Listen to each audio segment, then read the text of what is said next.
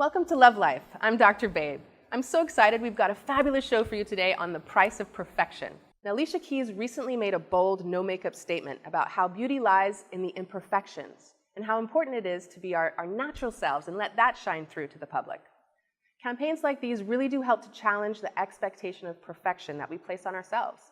But how deep-rooted is this drive for perfection? Many of us have maybe come from families that pushed us to be successful to the point that we pressured ourselves to expect perfection. So what this does is hinder our authenticity by limiting our own self-expression. And this spreads into all facets of life by making it difficult to be self-aware. And when we handicap our ability to be self-aware, we are setting ourselves up for a disillusioned life and ultimately unhappiness, lack of fulfillment. Today, I'll be talking with two women who I believe have experienced and challenged themselves to surpass this expectation of perfection in their own unique ways. So stay tuned. We'll be right back on Love Life.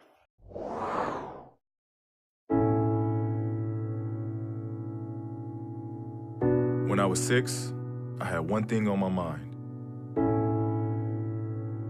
When I was 6, my days were spent playing basketball every chance I could. When I was 6, my dream was to make it to the NBA. When I was 6, my mom had a stroke. I'm Paul George, and I want you to learn the signs of a stroke fast. F-A-S-T. F, face drooping. A, arm weakness. S, speech difficulty. T, time to call 911. Because the sooner they get to the hospital, the sooner they'll get treatment. And that can make a remarkable difference in their recovery. Protect the ones you love. Spot a stroke. F-A-S-T. Fast. Welcome back to Love Life with Dr. Babe. I'm joined by Cynthia Hugh and Melissa Wolf. Thank you for coming today and joining us on the show. Thanks for the invitation. Yes, Thank you. You're welcome. So, price of perfection was the topic that we chose today. And I thought with the two of you, I've had some conversations with each of you about, maybe who you are and what you're doing in your life and all the exciting things that you've been experiencing. And I thought that maybe you could shine some light on the experiences of sort of struggling with perfectionism and then also challenging that expectation to be perfect and what that means or what's on the other side of that, basically. So, Cynthia, I'm wondering if this might be a big question, but bear with me. If you could sort of isolate a time when you felt like you were living in a fishbowl sort of thing. I don't know if that metaphor makes sense to you, but it has resonance with me. It's kind of like all eyes are on you. People really expect you to be what they want you to be, and that you have to watch like everything you do and present that projection of perfection, perhaps. First of all, is that something that you can relate to, and what was that like? I can, and it's funny. I think it's brilliant that you brought this particular topic up because I think a lot of women go through this. And knowing the family in which I grew up with, I have a very strong Caymanian mother where it wasn't unusual for her to come behind me and say, "Oh, but your bunkie getting big," and so there was always some form of, it's a good thing. But there was always some form of not necessarily criticism, but body awareness, or there were tests, and I look at how I was raised, and it was always about, I want you to be better than me, instead of just saying, I want you to be you. Yes. And so for me, I think throughout my life, there were those times where I thought, am I good enough? Am I doing enough? And it wasn't so much about the outside world. It was actually my most intimate place, which was in my household, that I felt like I had to make sure that I was that overachiever, that perfectionist. And then it became a bit of a routine. And I think the one time in my life that I can really think that I felt as though there were all eyes on me was when I had my son. I was going through different transitions in my life with regards to relationships, friendships, and so on. And then you have a child, and there are all these what you feel ways in which you're supposed to raise your child, ways in which you're supposed to portray yourself as a mother. And I have to say, that is one of the titles that I'm very proud of, but it's a title that I have defined. Sorry, I touched my mic. And it's taken me some time. I'm not always that constant cuddler and motivator. I'm the one going, "You're driving me crazy." So I think that's really helped me grow into the person that I am. And if I'll share a story. Sure. When I had my son, I bought one of those Pandora bracelets, and it had his initials, a little baby, and a soccer for my stepson Josh. And I wore that for 6 months, and my hair was back, and I tried to put myself together, but it was a stressful time. At that time, my stepson came to live with us. He was very young, 10 years old, and I had this newborn child, and living a life where I had 2 jobs, doing TV, pretty much doing my own business, and then a husband who's very active. And I thought that was who defined me. That was it. 6 months later, I took it off, and I've never worn it since, because I felt as though I don't need to title myself. I don't have to just limit to mom, wife, stepmom, business owner. I can just be me, and I'm the perfect me, because there's no comparison. That's amazing. I mean, I think that really brings it to light, and the way that you use this concept of how you defined yourself, and really through the reflections of what other people may have expected you to be, and then being able to break through that for yourself, and that maybe being a very tangible way that you confronted that. And what do you think was the catalyst for that? I mean, was it the motherhood that really drove it home for you? The motherhood, and I was unhappy. I was really, really, really unhappy. And I don't know, I think age plays a lot with it as well. You get to a point where the older you get, the less you really care about the small things that perhaps are more important to others. My friendships also became very, very limited into a small group where I could trust and be vulnerable with them and know that they love me for who I was, or am rather. And my relationship with my husband was huge. I'm not going to say it's been perfect. We've struggled. And in particular when I had my son, because I was lost. And I think we found a safe place with one another. And he loves me when I'm happy. He loves me when I'm sad. He loves me when I'm angry. He loves me when I'm loud, obnoxious, whatever that is. And it gave me the assurance and the comfort to feel like, well, if he can do it, I could do it better. So that was my catalyst, I think. That reminds me of sort of the concept of conditional love versus unconditional love, and the gift that it is to be able to experience unconditional love with a partner, with a parent, with a friend, with yourself, right? And I think that's part of what we're talking about, is that self-acceptance, and accepting our imperfections is really about having unconditional love for ourselves, and how important that is and freeing that is. I don't know if you can relate to maybe that moment where you realized you might have felt unhappy as well, but I think that's so significant because it can creep up on you, and I think it's important to talk about it because people are afraid to admit that they're unhappy, especially when their life is great from the outside. People would look and never guess that you were unhappy, but it's just maybe something nagging at the back of your mind or your heart or your soul. I mean, that's what it brought up for me when you were talking about that story, and I think that's, it speaks a lot to your own self-awareness that you could say, you know what, this isn't good enough for me. I need more. I need to really redefine myself. And it's okay, and I think Melissa can relate to this too. It's okay to not be okay.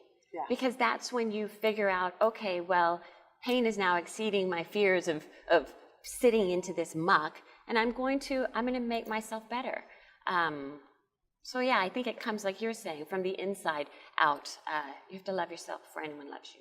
Yeah, that's true. It's really, some of the things that you said really resonated with me, because I think it was when I became a mother too that I kind of stepped back and went, oh, wow, this is all much bigger and so much more important than, it for me, right, from the deep inside, and having so many, like you said, eyes upon you, and I don't know whether it's a female thing or a mother thing or whatever it is, but sometimes you get sucked into the vacuum of feeling judged sometimes, like you're like looking at what you're doing and going, okay, am I being the right wife? Am I being the right mother? Am I doing all of these different roles correctly? And we all wear these multiple hats. Yes. And from that, it's hard to, do everything perfectly. You can't do everything perfectly because, you have to really define what perfection is for you. And defining perfection, is your own personal definition of what it might be, and in any situation. so much pressure to put oneself under, to feel like you have to do everything right and perfect and all the time be on. And, sometimes it's nice to turn off and unplug and just be yourself. I mean, obviously we have to get out there in the world, but, I really like where we're going with this, but we're going to have to be right back. So stay with us and come back to Love Life. Two people. Two very different worlds. Create a love that is forbidden.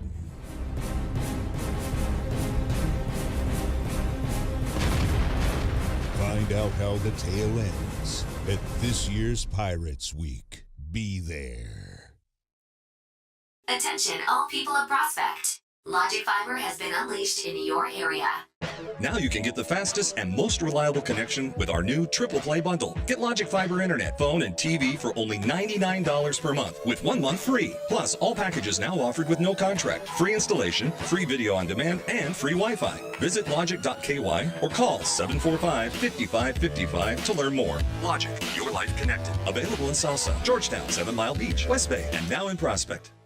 Welcome back to Love Life. We'll get back to our conversation on the price of perfection. So we were talking about a little bit of your personal story and reflections of what it was like to have those expectations of perfection on you and then really challenging yourself to break free from that. I really just want to bring this to life a little bit more for maybe some of the audience that doesn't necessarily know if they have experienced that or if it's something that maybe they are experiencing right now.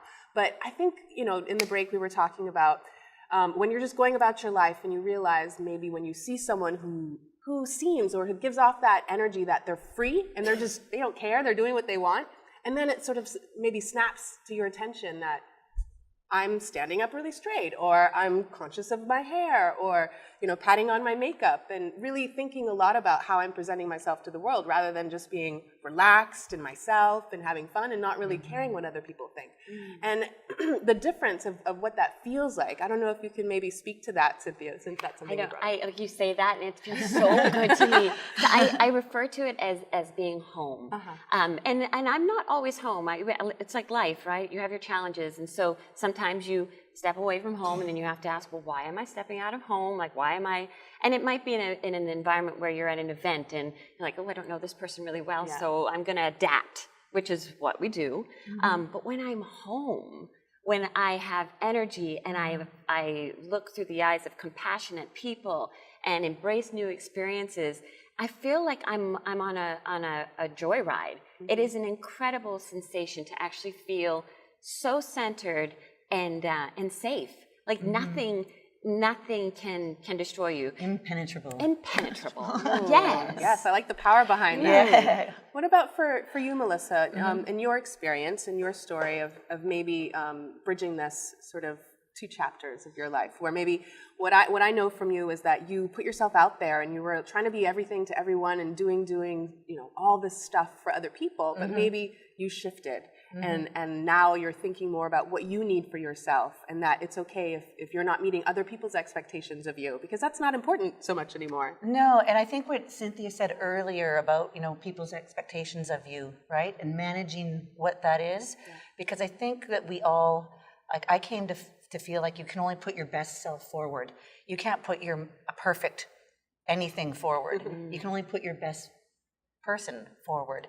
And when you come to realize that a lot of the things that you think that you need to be involved in or doing, you're not always maybe putting your best self forward. You can kind of like skimmer that down to be, okay, well, I'm going to do this part really, really great, and that part really great, but I'm not going to I have expectations of myself that are a hindrance, but also that don't shine on where my strengths are too. I touched it as well. That's okay. We can be imperfect. And I think that during my transition of, going through a career change and all kinds of different things, I've come to realize that when I am my true and authentic self, it's when I do feel most, not perfect, because I don't really think that, perfection is something that can be defined except by yourself. Like you define what perfect is. Like my definition of perfect is different than yours or different than everybody else's.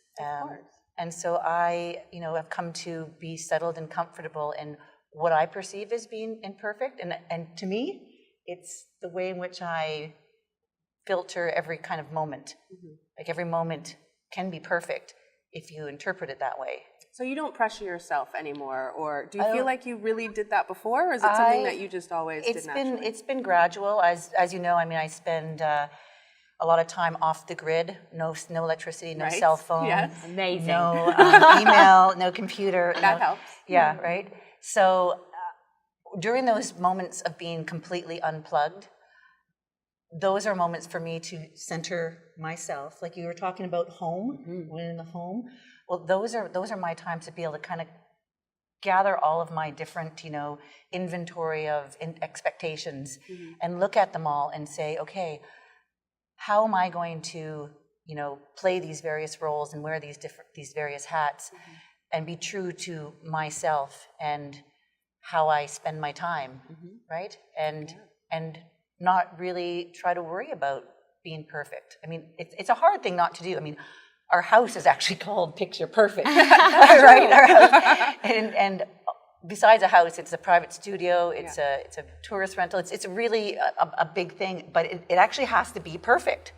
People come and see it. It has to be, and so you kind of go, well, that's just a superficial thing. It's a cleaning thing. It's a presentation thing.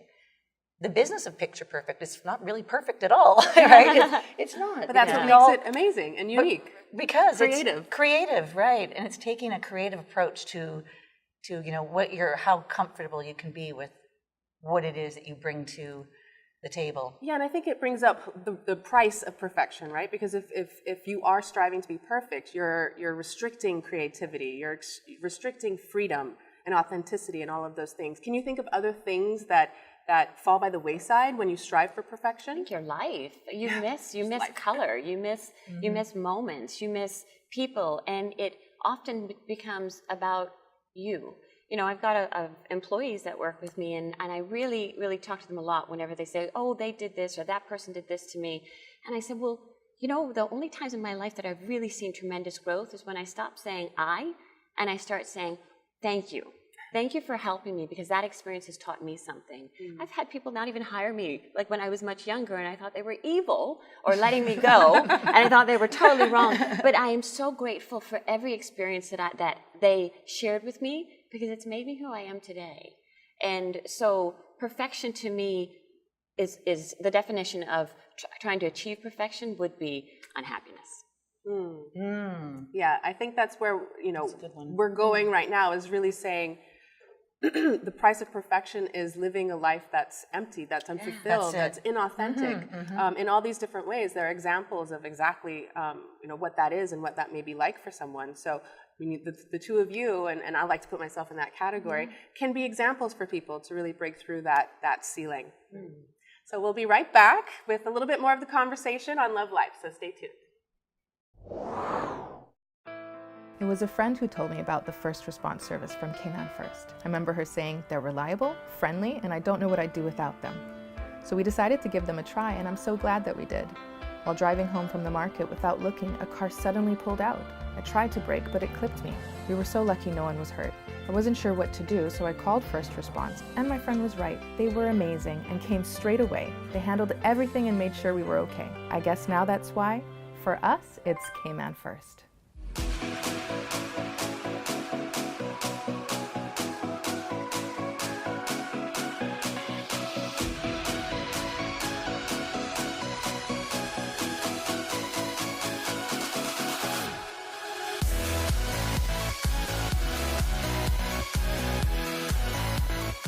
Welcome back to Love Life with our guests, Cynthia and Melissa.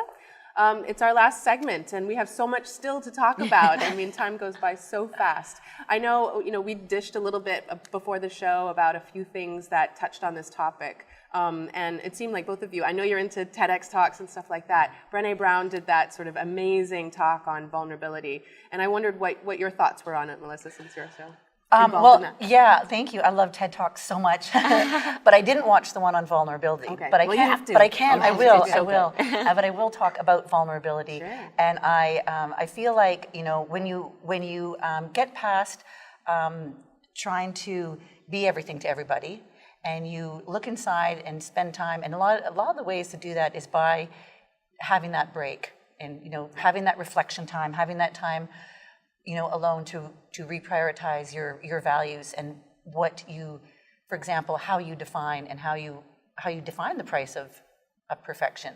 And the vulnerability falls in there too, because when people allow themselves to be vulnerable, I think that there's something more real about that than, I go to a lot of, so same with Cynthia, a lot of events, right? And oftentimes you go to these events and it's like you're almost having the same conversation over and over again with a lot of people, and I get that because not everybody, and then every so often you'll come across somebody who lets it all down and says everything's absolutely awful. That's me. Probably me too. And you're just and then all of a sudden, the room goes slightly, tinted, and you are with that person because they have connected with you in a way that other people haven't connected that in that certain instance. Exactly. So I think that when you show vulnerability and when you express yourself with pure and positive intent and everything else with your fellow peeps or anybody, then there's that all automatic connection that's what's perfect. Yes, and that's what makes it the best night of the year. That's what's perfect. And so when you talk about the price of perfection, I actually don't think it has a value. I think that the value you put on it is what you decide it is. Right. And it can be zero. It's the price of it is nothing. The price of it is your choice on how you interpret your situations. But the price, if you have a skewed definition of perfection, could be your health. Right? The price could be your health, price could be your time, price could be your sanity, price could be lots of things, but you have to define and set that price for yourself. And I just like making sure every minute's perfect and just rolling with it. And it evolves, like your comment just now, which is that, saying you've got to put value on it. It could be your health, it could be this. For a long time, I ran long distance, and everyone knew me as a runner. And then I got injured, and I still was a runner. And then I started doubting that because I wasn't running, and I was in pain, and I was forcing myself through that. And I felt really bad because I knew that that's what I am, that's what people saw me as, I'm a runner. You know what? I still run. I'm a runner, but I don't run as much as I used to, and that's okay. Yeah. Because the price of the injury. You don't make me feel so bad. I'm here for you. Thank you. That's perfect. And I don't know if, since we're on the topic of TED Talks, if either of you know, but when I gave my TED Talk on sexual abuse, I had this moment in the talk where I just totally blanked because I was under pressure. That was so amazing. Do you remember that? Do you remember that? No, I didn't see it. Really powerful. If you weren't there or you weren't watching live stream, you didn't see the real experience. You saw the post-production. Right. And so it looked more perfect on the post-production, which was great. I know, I was very happy for that. But the people that were there or saw it live stream actually had a different experience of it, because when I forgot my lines and I got off stage and looked at my lines, I was talking to myself to try to pep me up, and I said, I accept my imperfections, I accept my imperfections. It was really amazing. And I got back on track, and I might have missed a few bits, but it was really powerful, and it was an amazing experience for me because I was okay with just, making a mistake and going on with it, and it was what it was. Yeah. And that was so pivotal for me, really, in this whole process of my journey. I think that being able to confront that and not expect yourself to be perfect and without flaws is unrealistic. It's not human. And it makes others able to relate to you. Because we're not all perfect. In scenarios, there are arguments that occur in families and in households, and there are situations at work where you make mistakes.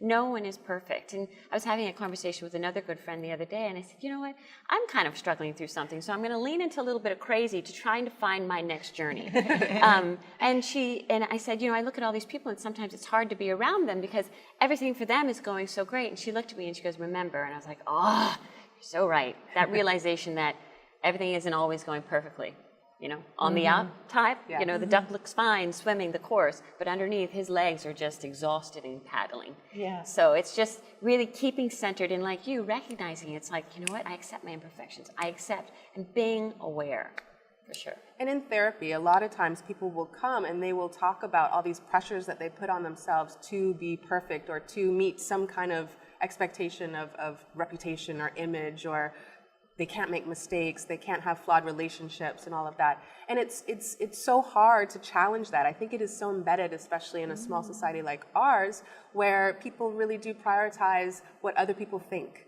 And obviously there's a balance, I guess, but I think the most important thing is what you think of yourself. And to be able to live vulnerably and be authentic and figure out, who you are, not who you think you should be. I mean, I've really appreciated this conversation that we've had today, and there were articles that we were sending back and forth that I really wanted to talk about some more, but we've already run out of time.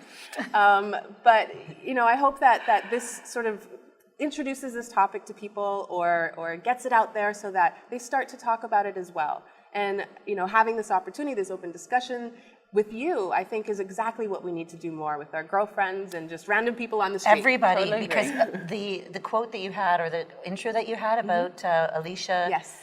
that is very, very, that's amazing. And there is a lot of that kind of going around, but I think one-on-one, we need to take those feelings that we see and kind of apply them. Yes, so true. Well, thank you very much, Thank ladies. you.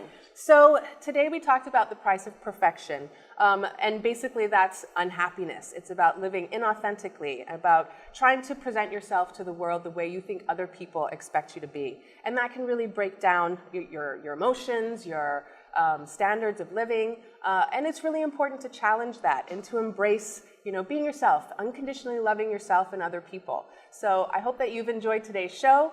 Follow us next time on Love Life with Dr. Babe.